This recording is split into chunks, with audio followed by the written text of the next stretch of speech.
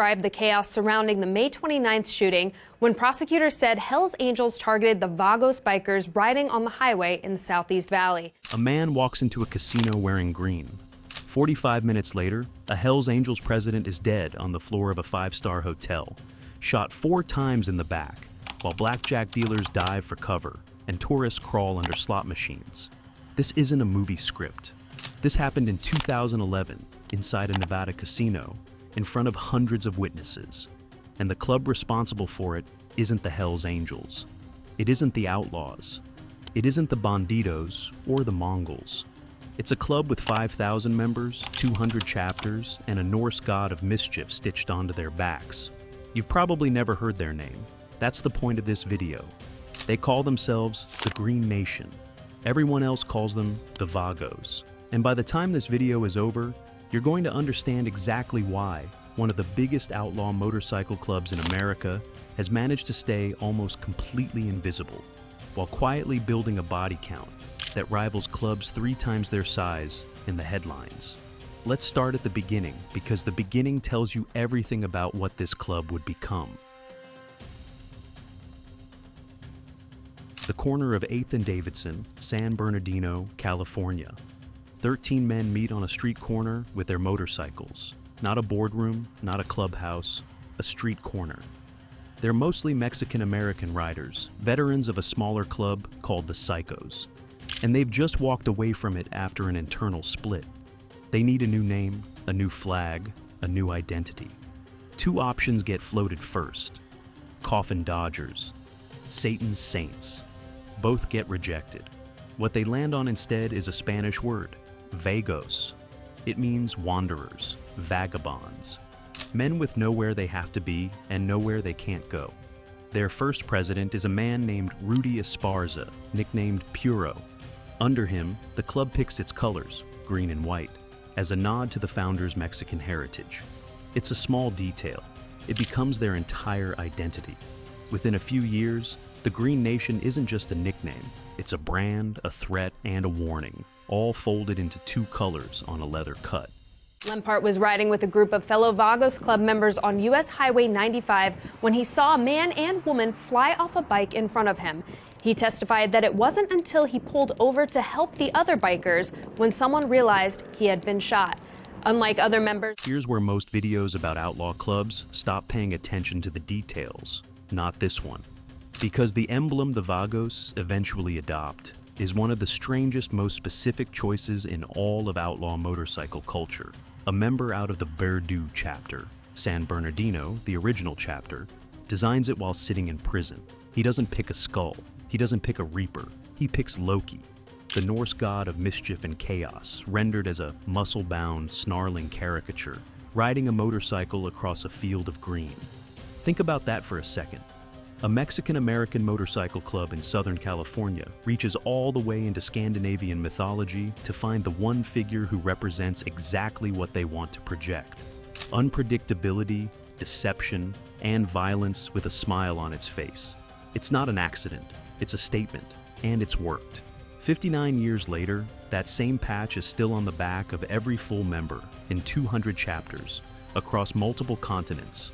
So, how does a street corner club with 13 founding members turn into one of the largest 1%er organizations in the country?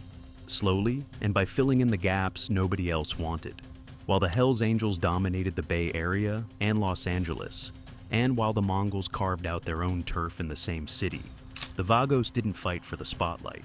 They expanded into the Inland Empire, the high desert, the small towns strung along the I-15 corridor. The places bigger clubs considered beneath their notice.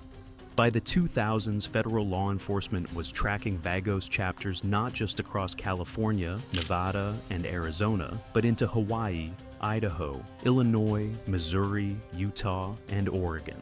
Chapters in Canada, chapters in Mexico, Baja California, Jalisco, Mexico City. Chapters in Sweden, chapters in Australia. Estimates on total membership vary depending on the source and the year, but multiple law enforcement and club history estimates place the Green Nation at somewhere between 4,000 and 6,000 full-patch members, spread across roughly 200 chapters. For comparison, that puts them in the same conversation as clubs that get 10 times the media coverage. And membership numbers alone don't explain a club, bodies do. So, let's talk about the war that put the Vagos on the FBI's radar for good. A war most people outside law enforcement have never heard of. By the mid-2000s, a rivalry had been building between the Vagos and the Hells Angels over territory in California. Not a beef, a war with a start date federal prosecutors would later trace back to 2005. It simmered for years in the shadows. Turf disputes, disrespect, small confrontations that never made the evening news. Then, in August of 2010, it exploded into the open. In Arizona, the Vagos moved a clubhouse and near a property already claimed by the Hells Angels. What followed was a shootout at a house party. More than 50 rounds exchanged between the two clubs. 27 members from both sides were arrested. Lempart didn't hesitate to tell jurors how he felt about the rival bikers he said ambushed his group. 5 people were wounded, and still, almost nobody outside biker culture noticed. 13 months later, the war stopped being deniable. September 23, 2011. Sparks, Nevada. Thousands of bikers have gathered for the annual Street Vibrations rally, one of the biggest motorcycle events in the country.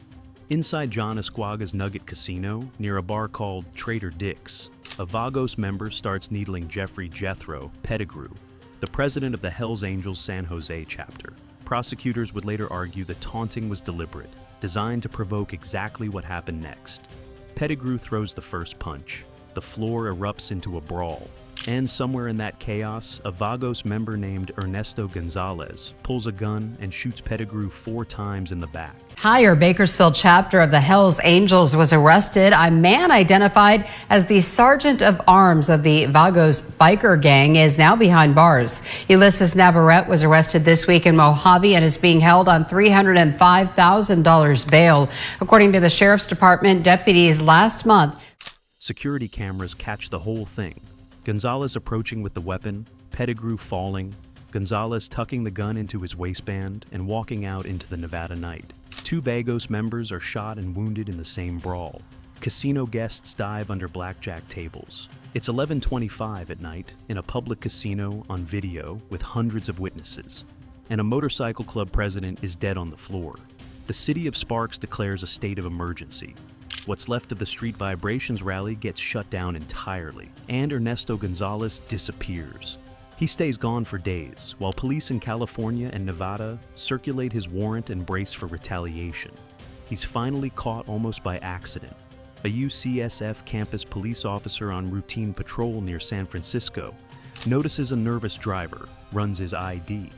Received reports of Vagos members harassing customers at a business in Tehachapi. Deputies searched Navarrete's home on Dawn Avenue and say they found Vagos riding jackets, one with a loaded gun in a pocket, and a couch near children. The chapter's president, John Anderson, was also arrested. And finds an active homicide warrant staring back at him. Gonzalez is arrested blocks from a hospital, not a hideout. That's how this ended. Not a manhunt with a dramatic conclusion. A traffic stop that happened to catch one of the most wanted men in California. But the story doesn't end with an arrest. It gets worse. 3 weeks later, at Pettigrew's funeral, the Hells Angels turn on each other. Members confront a fellow angel named Steve Ruiz over what they believe was his failure to protect Pettigrew during the casino brawl.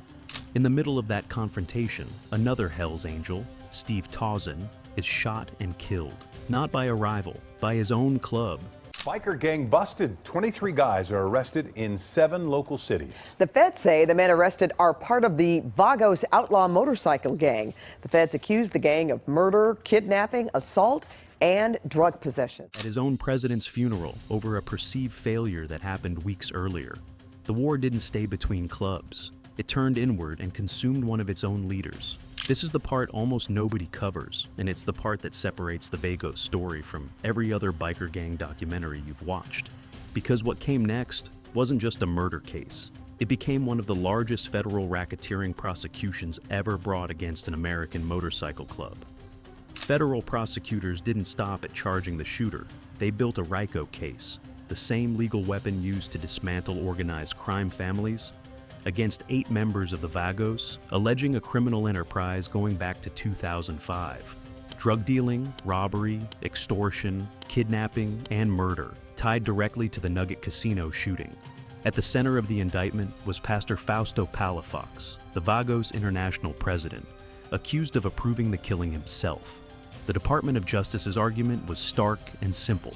This wasn't one man snapping in a bar fight. This was an organization, operating with structure and intent, and the casino killing was one data point in a decade-long pattern of violence. The trial opened in Las Vegas. The defense told a completely different story, that a member had used a gun to stop 2 active shooters in a crowded casino, not commit an assassination.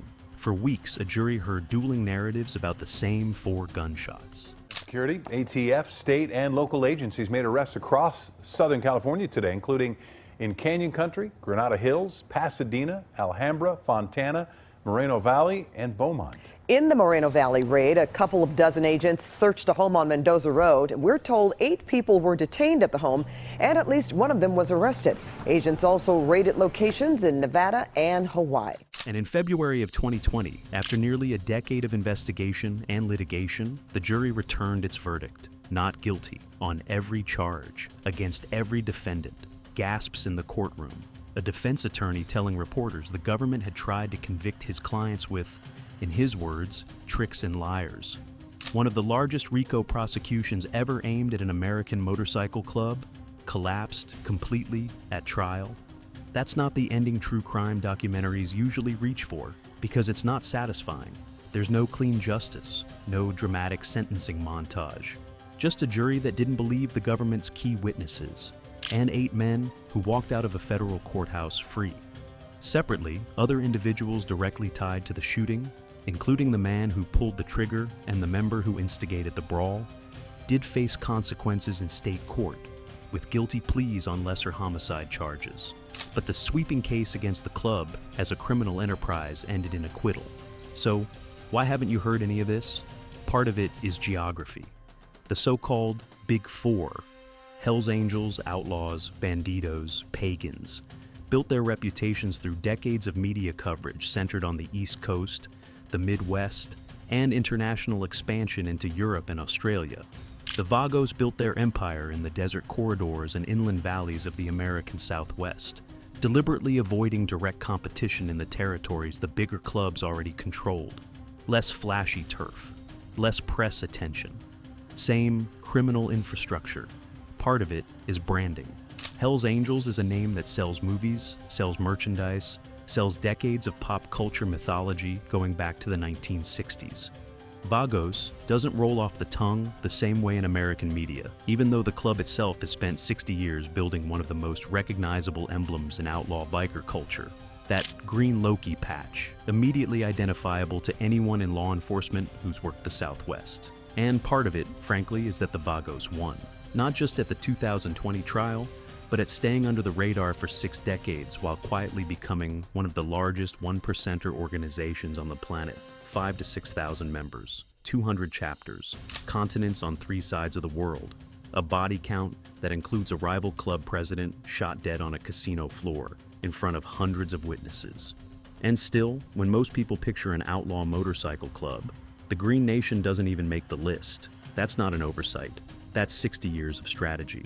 The Loki patch was never just a piece of leather. It was a promise, chaos, hidden in plain sight. And for 6 decades, that's exactly what the Vagos have delivered. One of the biggest, most violent, least covered motorcycle clubs in American history, riding right past the cameras every single time.